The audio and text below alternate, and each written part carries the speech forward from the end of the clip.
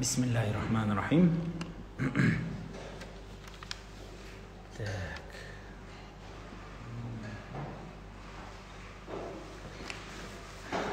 Bismillahirrahmanirrahim. Elhamdülillah. Vessalatu vesselamu ala Resulillahi amma ba'd. Assalamu alaikum ve rahmatullahi ve barakatuhu. Hürmetli bauырлар. Бүгін мен сіздерменен бір керемет тақырыпты қозғағым келіп отыр. Құран-ы Кәрімде Алла Тағала «Иннамал хаяту дуния лаибун» деп айтады. Алла Тағала бекер айтпайды ол сөзді. Бұл дүние ойын дейді. Бұл дүние ойын. Ойынға теңестіргені ғой Алла Тағаланың. Ондай болса, қазір енді ойын қылып өмір сүріп жатқан адамдарда өте көп. Ондай болса, бұл ойын болатын болса, мен сіздерге чит үйретейін. Чит дегенді білесіздер ғой, ойында арнайы кодтар бар, соны баспасаңыз ұтып кетесіз. Немесе енді ол чит емес, қалай жеңудің жолы. Немесе тақырыпты орыс тілінде әдемі шығады, наука побеждать деп. Жеңудің білімімен бөліссем дейді. Әлбетте бұл мынандай кітап, анандай кітап деп бәрін жинасаңыз үлкен нәрсе. Мен сіздерге Құраннан, пайғамбарымыз саллаллаху алейхи вассаламның жолынан қазіргі заманауи, қазіргі психологияменен бір көрсеткім келеді. Мынау дүние ойын екен. Ондай болса, осы ойынды сіз қалай жеңесіз? Сол жеңу үшін сізге керек болған нүктелер. Біріншіден, ең алғашқы нүкте орыс тілінде внимание дейді. Көңіл. Көңіл бөлу керек барлық нәрсеге. Ұқыпты түрде қатты көңіл бөлу керек екен барлық нәрсеге. Ол сізге не пайда береді? Барлық ойынмен салыстырсаңыз да сол ғой, дұрыс па? Сіз егер бір ойын ойнасаңыз, оған көңіл бөлмей әшейін барлық кнопканы баса берсеңіз не болады? Жеңіліп қаласыз. Солай емес па? Дәл сол сияқты бұл өмір ойын болады екен. Ондай болса, барлық кнопканы қалағанша баса беру керек емес. Бұл өмірге бір адамдар мен бір-ақ рет келдім деп әшейін өмір сүруде керек емес. Бұл өмірге ұқыпты қарау керек. Сізге пайдалы нәрсені, сізге зиянды нәрсені көріңіз, өзіңізге. Өзіңіз ақылыңызға таразы бар, сол таразымен өлшеңіз. Пайғамбарымыз саллаллаху алейхи вассаламнан бір кісі сұрапты: «Я Расулалла, маған осы шариғат туралы көп деген пікірлер айта береді, анау болады, мынау болмайды, мынау болады, мынау болмайды. Мен соның бәрін жаттай алмаймын. Соны бір ауыз сөзбен айтып бересің ба?» десе, пайғамбарымыз саллаллаху алейхи вассалам айтқан екен: «Да ма ярибука иля ма ла ярибука». Күмәнданған нәрсеңді таста да, күмәнданмайтын нәрсеңді ұстан депті. Өмір осындай тұрады. Сіз жүрегіңізге не нәрсе пайдалы, алға қойған мақсатыңызға не нәрсе пайдалы дейсіз, сол пайдалы. Және не нәрсе зиян, сол зиян. Немесе пайғамбарымыз саллаллаху алейхи вассалам тағы ереже бар: жақсы сөз сөйле, немесе үндеме дейді. Дұрыс па? Жақсы сөз сөйле, немесе үндеме дейді. Мағынасы. Бұны тәпсірші ғалымдарымыз айтады. Жақсы сөзді айт, немесе үндемей тұр дегенді. Жақсы сөз ол парыз, сүннет, уәжіп, мұстахаб, мұбах сөздер екен. Осы сөздің барлығы жақсы сөз екен. Жаман сөз дегеніміз харам, макрух сөздер. Харам және макрух сөздер жаман сөздер болып саналады екен. Ендеше ғалымдарымыз жинап айтады: жақсы сөз, жақсы іс дегеніміз бұл сенің дүниеңе, дініңе, ақыретіңе пайдалы болған нәрсені сөйлеу және істеу. Сол пайдалы және дұрыс. Және керісінше, сіздің дүниеңізге, дініңізге, ақыретіңізге не нәрсе зиян, соны істеу не болады? Дұрыс емес болады. Ол бірінші нүкте. Яғни бірінші нүкте барлық нәрсеге көңіл бөлу. Пайдалы, пайдасыздығына және сабақ алыңыздар өмірден. Білесіз ба, мен осы өмірде бір көп нәрсе не қылғаным, егер жүрегімде бір сұрақ шығатын болса, сол сұрақты мен даусымды шығарып өзім қоям. Дауыс шығарып айтам мен. Былай деп айтам. Мысалы, енді бір мәселе де бар. Шіркінай, бұл мәселені қайдан тапсақ екен деймін да: «Я Аллахым, осы мәселені маған өмірден көрсетіп бер» деп дұға қыламын. Міндетті түрде соны көрем. Бірақ ол үшін ояу жүру керек. Бірінші ереже сол: көңілді ашып, ояу жүру керек. Екінші ереже: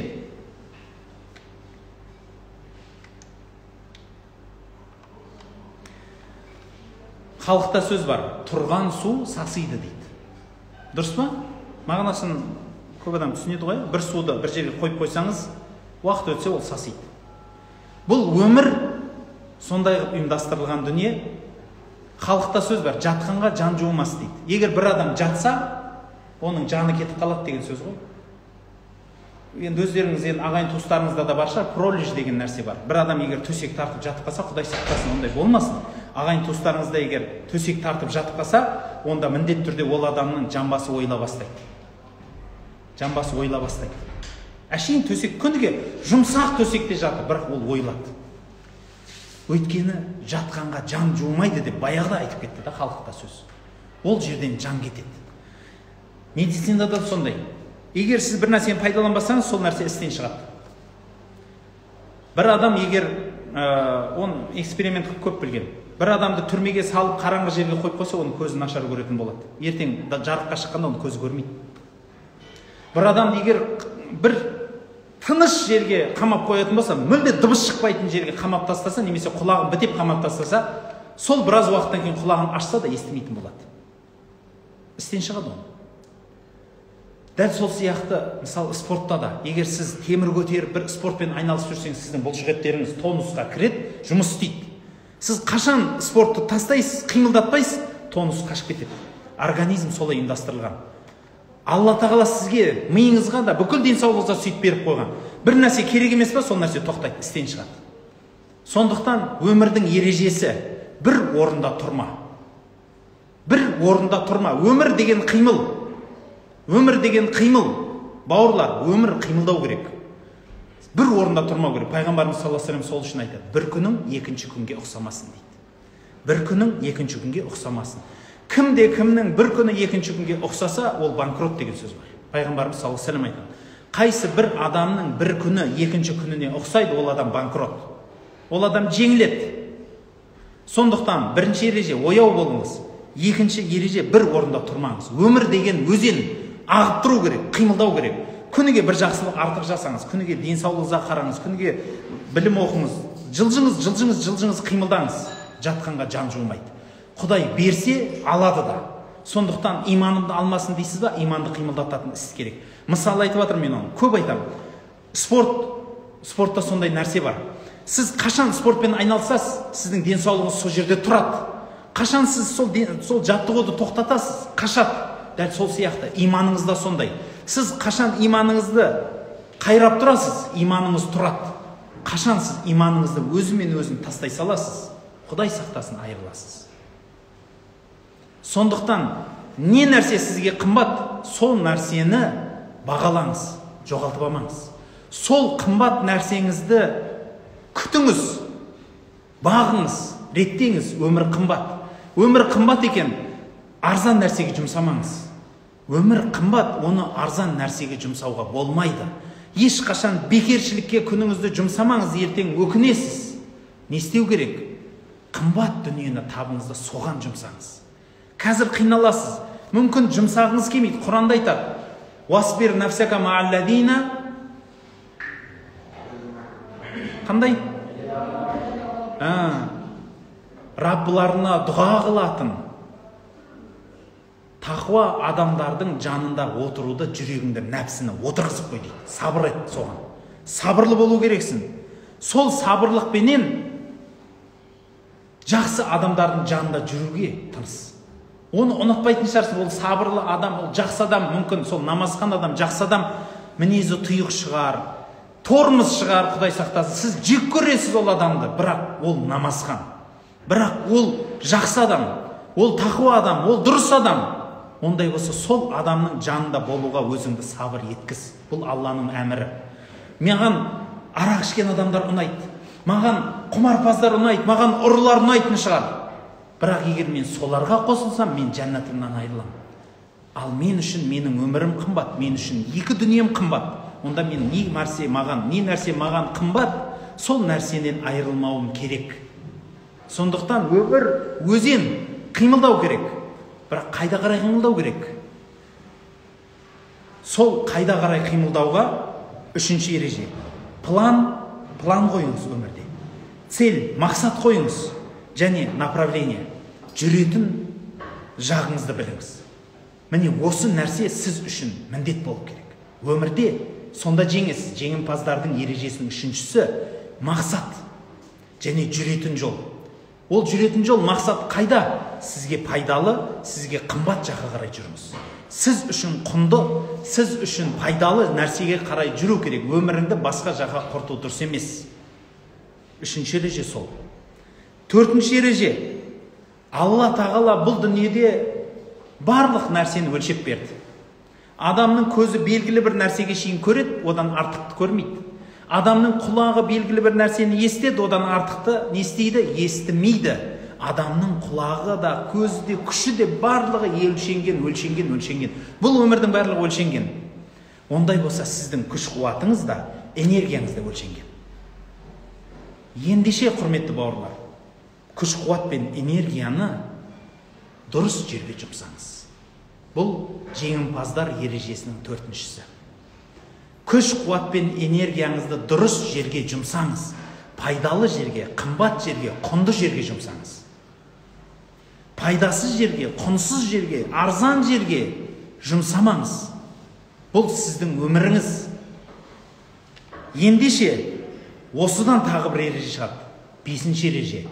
Бұл дүниедегі ең маңызды нәрсе ол сізсіз. Сіз маңыздысыз. Сіздің өміріңізді ешкім келіп өмір сүріп бермейді. Сіздің алға қойған мақсатыңызды ешкім екінші бір адам келіп істеп бермейді. Сіздің қимылдамақшы болған қимылыңызды, жетпекші болған армандарыңызға ешкім жетіп бермейді сіздің орныңызға. Сіздің орныңызға ешкім істемейді. Сіздің қайғырған қайғыңызды екінші адам қайғырмайды. Халықта сөз бар, тас түскен жеріне ауыр дейді. Ең жақсы көретін анаңыз болсын, әкеңіз болсын, ағаңыз, ініңіз, бауырыңыз, қарындасыңыз, әпкеңіз болсын, жан бауырыңыз болсын, сіздің күйзелісіңізді ешкім түсінбейді, бәрібір. Қанша сізге жан ашып тұрсын, сіз жылап тұрғанда иығын тіреп тұрсын, бауырым сен үшін өлем деген бауырыңыз болсын. Бірақ сіздің басыңыздағыдай оның жүрегі ауырмайды. Сіздің түскен қиналуыңызды ол қиналмайды. Сол үшін молдалар айтады, әрбір адам өлгенде қабірге жалғыз көміледі. Жалғыз бұл дүниеге келеміз, жалғыз өтеміз. Егіз боп туылсаңыз да, бір анадан егіз боп туылсаңыз да кезекпен шығасыз бұл дүниеге. Егіз болып келсеңіз де бұл дүниеге, екі адам бірдей оппа деп екеуі жерге түспейді. Бәлки біреулеп келесіз, біреулеп кетесіз. Әрбір адам жеке келеді, жеке кетеді. Ондай болса сіз бұл өмірде ең маңыздысыз. Бірінші орында сізсіз. Сондықтан сіз үшін пайдалы. Сіздің дініңіз, сіздің дүниеңіз, сіздің ақыретіңіз. Сіз үшін энергия жұмсайтын орындарда сол. Сіз үшін мақсат қылатын дүние де сол. Сіздің көңіл бөлетін жеріңіз де сол. Жоғарыдағы 4 ереженің барлығы сіз үшін жұмыс істейді. Өйткені сіз осы өмірде жеңгіңіз келе ма? Осы өмірде жеңімпаз болғыңыз келе ма? Ондай болса сіз көңіл бөлетін нүкте, Архимед айтады ғой. Ричардты ойлап тауып айтады. Маған дейді, мына әлемнің нүктесін айтшы дейді. Мен сол жерге Ричард қоямын да әлемді де аударып тастаймын дейді. Иә, бүкіл әлемді аударуға болады. Бүкіл әлемді аударған, өзгерткен адамдар болған, әлі де болады. Мүмкін ол сізсіз. Бірақ бүкіл әлемнен бұрын, бүкіл басқа халықтан бұрын өзіңізді өзгертпей, өзіңізге күшіңіз жетпей, сіздің еш жаққа күшіңіз жетпейді. Ондай болса, ең маңыздысы бұл дүниеде сізсіз. Алтыншы нәрсе жоғарыдағы бесеуін буады, белбау. Ол қандай ереже? Пайғамбарымыз саллаллаху алейхи уассалам айтады. Қуатты мұсылман әлсіз мұсылманнан көрі Алла тағалаға сүйікті және жақын дейді. Қандай адам жақын екен? Кім күшті, кім әлсіз емес. Сол Аллаға сүйікті, сол жақын. Ендеше бұл өмірде әлжуаздыққа, бостыққа, босаңсуға орын жоқ. Бос адамдар бұл дүниеден ұшып кете береді. Бұл дүние оларға арналмаған. Әбжаппар Қажекең айтатын, Сарыағаш медресесінде жүрген кезімізде. Ол кезде шынымен енді қақыған қыс, газ бір берсе бір бермейді, өшіп қалады. Күн деген суық, нанымыздың өзін бір бөлке нанды үшеуімізге зорға бөліп береді. Ол бөлке нанды бір сығып қалсаң, мынандай болады, ашып қалсаң зорға тұрады. Су деген ащы, кермек. Сондай бір кездерде көп балдар сабаққа оқуға келеді, қашып кете береді ғой, шыдай алмайды анаған. Қарны ашады, киімін жуамайды, сабын не қылсаң көпірмейді ғой, киімін көпірмейді, жуылмайды. Сондай жерде жұрттың бәрі қашып атса айтады, Сарыағаш дейді, бұл бір тоғай дейді. Әбжаппар Қажекең айтады да, бұл тоғай дейді. Бұл тоғайда дейді, майда шүйде жыртқыштар, ана шақал, пақал, түлкі, пүлкі дегендер жүрмейді дейді. Бұл жерде нағыз жолбарыстар жүреді дейді. Дәл сол сияқты құрметті бауырлар, ол теңеу сөз. Білім ордасы бұл үлкен тоғай. Өмір бұл үлкен орман. Ол орманда майда шүйде жыртқыш пырқыштар, ана шөп жейтіндер, бұл өмір сүре алмайды бұл жерде. Бұл өмірде жыртқыштар өмір сүреді. Орыста әдемі сөз бар. Үлкен жанұяда құлақпенен қағып отырмайды деген сөз бар. Дұрыс па? Большой семья ушами не хлопает дейді. Өйткені үлкен семьяда аузың ашылып, деп отырсаңыз, ана тамағыңды талас жеп қояды, содан кейін қарның ашып отырады. Дәл сол сияқты бұл өмірде де бостыққа бейшара болып салбырап жүруге орын жоқ, бауырлар. Бос болмаңыз. 6-шы ереже, өмірде жеңем дейсіз ба? Бекем болыңыз. Бос болуға болмайды. Мықты болу керек, көтере білу керек. 7-ші, соңғы ереже, құрметті бауырлар. Бұл өмір болғаннан кейін ағыда қарасы да болады. Бірде жеңесіз, бірде жеңіліп жатасыз ойыннан. Дұрыс па? Ешқашан бір жер бетінде адам жоқ, әрдайым жарқырап жүрген. Халық сол үшін айтады, айдың 14-і жарық болса, 14-і қараңғы дейді. Көп адамдар ойлайды, өзінің қадірін білмегеннен. Бұл барлық адамда барлық нәрсе бар. Налый береді, жылайды, менде ондайым жоқ, мұндайым жоқ дейді. Халықта әуел бастан айтып кеткен бірі кем дүние. Сіздің құбылаңыз еш уақытта 4 құбылаңыз түгел болмайды. Ешқашан 4 құбылаңыз түгел болмайды. Біреуі жетпейді сізге әрқашан. Ендеше соңғы 7-ші жеңімпаздардың соңғы 7-ші ережесі, құрметті бауырлар. Орысша әдемі сөз бар, умей достойно проигрывать дейді. Әдемі сөз. Басыңды көтеріп жеңіле біл. Жеңілгенде кәдімгі салбырап, бүкіл қолыңды, өміріңді тастап, жылап, біттім, мен құрыдым, мен ондаймын, мен жоқ, бауырлар. Дұрыс басыңызды көтеріп жеңіле біліңіз. Қолыңызға бір нәрсе түссе, бір нәрсе түспейді, бұл өмір. Бір жетістікке жетсеңіз, біреуіне жете алмайсыз, бұл өмір. Мүмкін сіз мықты күресесіз, бірақ мүмкін сіз есеп шығара алмайсыз. Бір адам мүмкін жақсы жазу жазады, бірақ ол есеп шығара алмайды.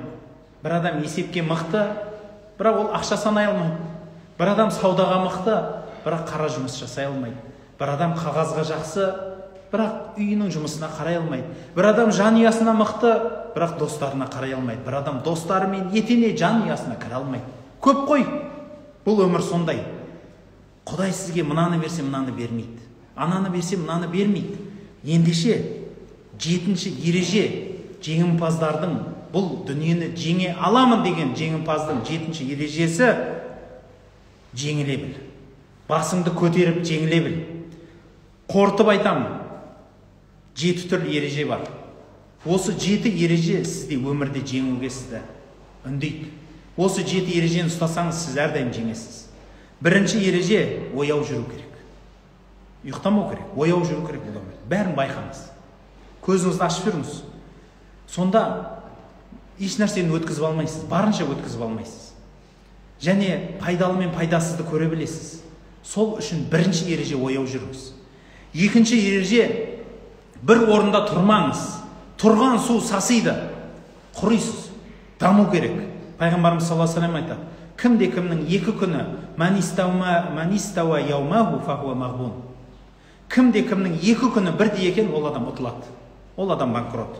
3-ші ереже, Алла тағала сізге күш қуат берді, онда оның барлығының саны бар, есебі бар. Күш қуатыңызды қайда жұмсау керек? Пайдалы нәрсеге. 4-ші, барлық нәрсеге мақсат қойыңыз, барлық нәрсеге жүретін жолыңызды есептеңіз. 5-ші нәрсе, бұл өмірде ең маңызды нәрсе ол сізсіз. Сіздің жүгіңізді ешкім көтермейді, тас түскен жеріне ауыр. Сіз үшін сіздің өміріңізді ешкім сүріп бермейді. Ондай болса, бұл дүниедегі ең маңызды нүкте ол сізсіз. Өзін өзгерте алмаған адам бұл дүниеде ешкімді өзгерте алмайды. Өзін жеңе алмаған адам бұл дүниеде ешкімді жеңе алмайды.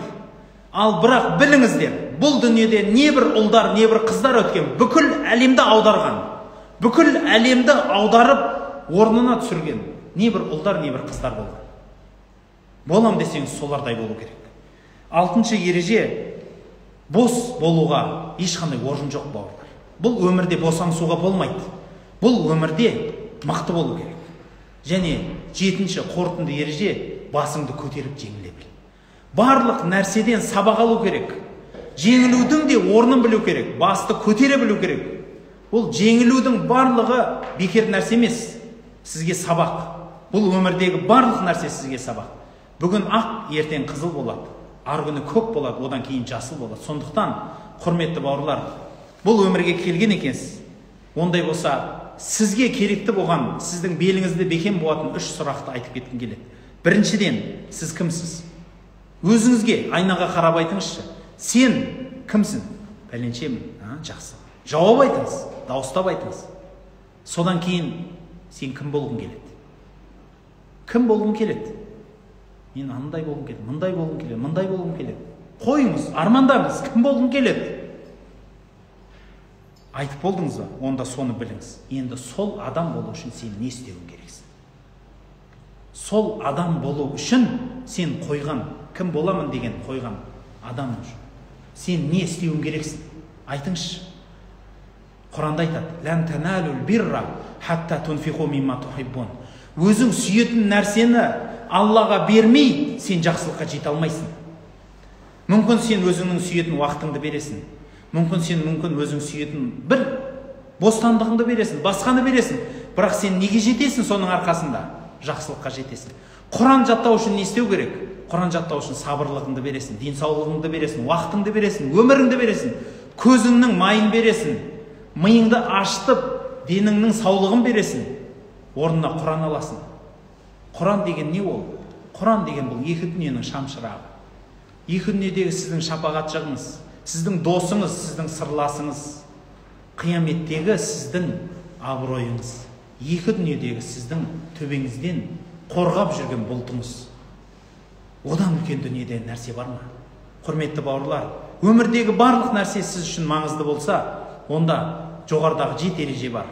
Сол ережені ұстанған адам ешқашан жеңілмейді. Бұл жеңімпаздар ережесін Құранда пайғамбарымыз саллаллаху алейхи вассалам айтқан, көрсетіп кеткен, сахабалар жол жүрген ережелер. Бұл ережелер психология ғалымдары да дәлелдеп жатыр. Бұл ережені мен деген үлкен қолбасшылар, елбасылар дәлелдеген. Мен деген үлкен ірі, бүкіл әлем қымбатқа сатылатын дүние болатын кітаптарда жазылған ереже. Бір ауыз сөзбен осындай. Өмір бұл ойын. Ондай болса, бұл ойынға тек жеңімпаздар ғана келеді. Жеңілісіп, әлжуаз болған адамдар бұл өмірден жеңіліспен өтеді, бірақ оған ешкім жаны ашымайды. Сондықтан, құрметті бауырлар, 7 үлкен ереже бар. Соны сақтаңыздар. Соны ұстанған әрбір адам 2 дүниесін бақытын табады және барлық уақытта жеңіп өтеді. Осы нәрсені ұмытпасақ екен. Сауда саламат болыңыздар. Ассаламу алейкум ва рахматуллахи ва баракатух.